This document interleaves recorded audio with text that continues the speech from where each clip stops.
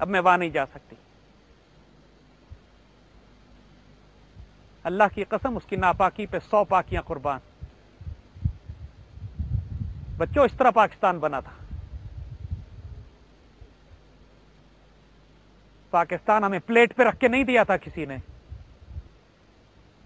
یہ پاکستان مدینے کے بعد دوسری اسلامی نظریاتی ریاست ہے، اور دیکھو کتنی مماثلت ہے اس میں اور مدینہ میں۔ مسلمانوں نے مدینہ بھی مشرکوں سے چھین کے لیا تھا، ہمارے بڑوں نے بھی پاکستان مشرکوں سے چھین کے بنایا ہے۔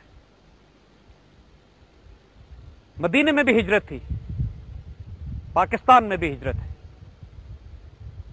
مدینے میں بھی بہت سارے مسلمان پیچھے مکے میں رہ گئے تھے، پاکستان میں بھی بہت سارے مسلمان پیچھے ہندوستان میں رہ گئے۔ مدینہ بھی ایک اسلامی نظریاتی ریاست تھی، پاکستان بھی اللہ کے فضل سے اسلامی نظریاتی ریاست ہے۔ مدینہ بھی امت مسلمہ کی احیاء کا مرکز تھا، پاکستان بھی انشاءاللہ امت مسلمہ کی احیاء کا مرکز ہے۔ اور اب صرف ایک قدم جو ہونا ہے اور باقی رہ گیا ہے، اور انشاءاللہ العزیز اپنی زندگیوں میں ہم اس کو دیکھیں گے۔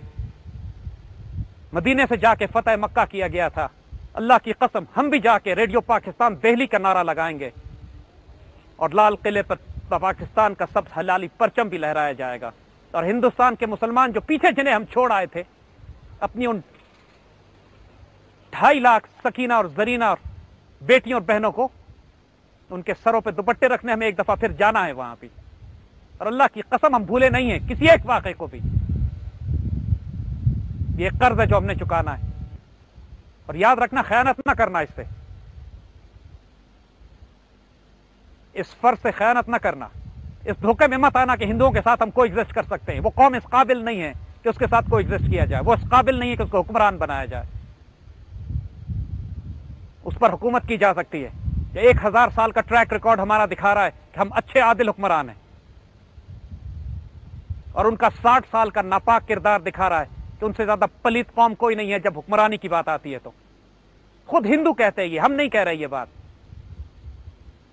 ہندوؤں نے کتابیں لکھی ہیں، ہندو فلاسفرز نے اس بات کو لکھا ہے، اور ایکنالج کرتے ہیں اس بات کو کہ جتنا خون آریز، خون آشام، انسانیت سے نفرت کرنے والا عقیدہ ہندوؤں کا ہے، کائنات میں کسی اور قوم کا نہیں ہے۔ جو اپنی قوم کے چھوتوں سے، جو اپنی قوم کے چھدروں سے، جو اپنی قوم کے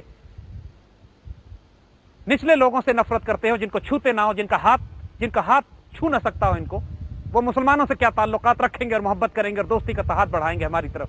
اس دھوکے میں کبھی مت آنا، ورنہ تمہاری بہنیں اور بیٹیاں بھی سکینہ اور زرینہ بنیں گی۔ پاکستان اللہ کے فضل سے جو بنا ہے قائم رہنے کے لیے، انشاءاللہ اس کو کچھ بھی نہیں ہوگا۔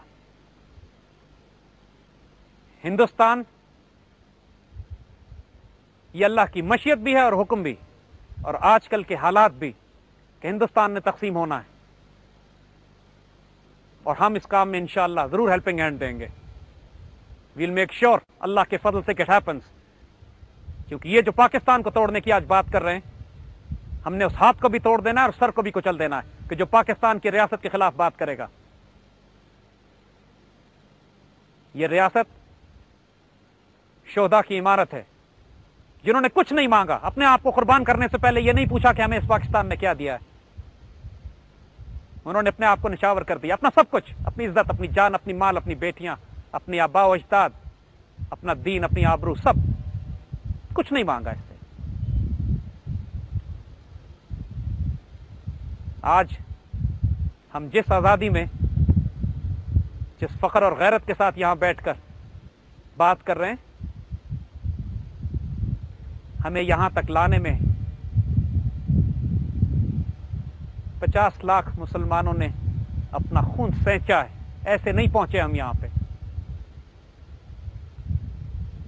اس کو امانت سمجھیے گا، اللہ کی قسم یہ امانت آپ کو دی گئی ہے،